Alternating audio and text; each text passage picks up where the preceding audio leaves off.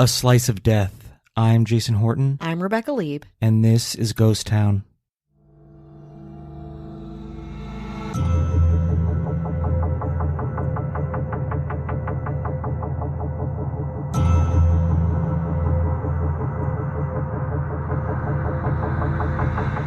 Victorian and Edwardian England was an exciting time to be alive. A domestic revolution, really, that altered the work-intensive home life of its people. By 1850, London was the biggest city in the world, leaping from a population of 2 million in 1800 to 20 million at the turn of the 20th century. This domestic revolution was a response to these changes in process and population. If you remember, we did an episode a while back on baby cages. Yeah. Another thing that changed was the way that Edwardian England consumed food. It was the eve of mass production and a newly powerful middle class who was determined to have a more comfortable, easier life than their parents, wanted simplicity and beauty over quality. In the age of Amazon, that idea sounds maybe slightly familiar to you? Like I said, in the name of ease, ignorance, and aesthetics, many of the products 19th century English people consumed had a dangerous edge. Two incredibly popular staples, bread and milk, could literally kill you. Bread was an essential part of the Victorian diet, cheap, filling, available, and affordable. Up until the 19th century, the milling, baking, and selling of a loaf of bread had all been done by the same person.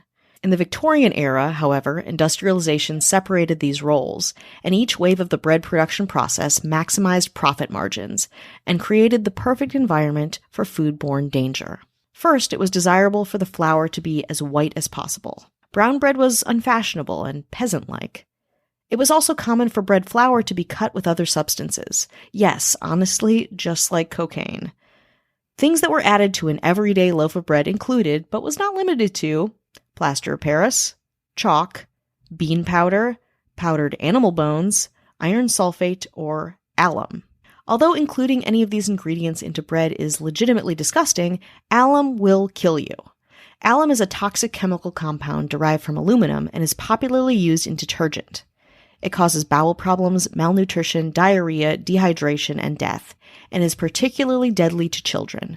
Needless to say, it had no nutritional value. Victorians liked alum because, of course, it was beautifully white, cheap, and added volume to the dough.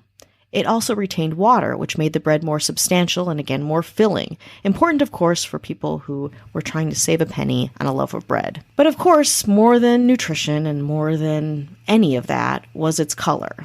Cut cheap, low-quality flour with alum, and your bread looks whiter and more attractive than ever. You can sell that loaf for higher prices, and nobody will ask questions later. The rise of alum meant bread started consistently making people sick, really sick, and killing kids. Unfortunately, we don't know how many, as records of the time are pretty inconsistent. But a doctor named Arthur Hassel caught on that people were dying after eating a lot of bread and started to study it. Hassel was a British physician, chemist, and microscopist who is primarily known for his work in public health and food safety, and he determined that 50% of his sample size, that's 50% of the bread that he studied, was contaminated with alarmingly high levels of alum. And if you think bread was the only foodborne enemy to an 18th century Brit, you'd be wrong. More on deadly Victorian food after the break. Almost more than bread, milk posed a danger to public health. Pasteurization was invented in 1862 and would save lives by heating milk products to specific temperatures in order to kill harmful bacteria. Before this became a widespread activity, people who would regularly drink milk might contract bovine tuberculosis. Bovine TB damages the internal organs and the bones of the spine, leading to severe spinal deformities. It is estimated that up to 500,000 children died from bovine TB from milk in the Victorian period. To further endanger milk drinkers and get more from their products, milk producers would remove the sour flavor of milk turned by adding borax powder, or borate. Borax is an alkaline that neutralizes the acidic sour flavors that happen when milk goes bad.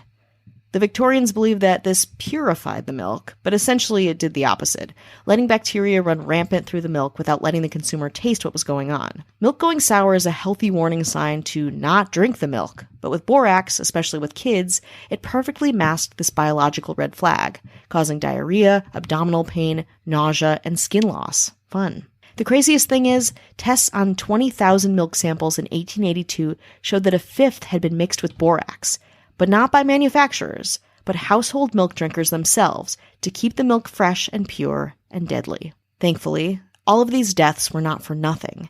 Hassel's life's work of studying food safety revolutionized industrial food processing, leading to the 1860 Food Adulteration Act, and then to food safety laws, including food labeling and regulation of cross-contamination in foods.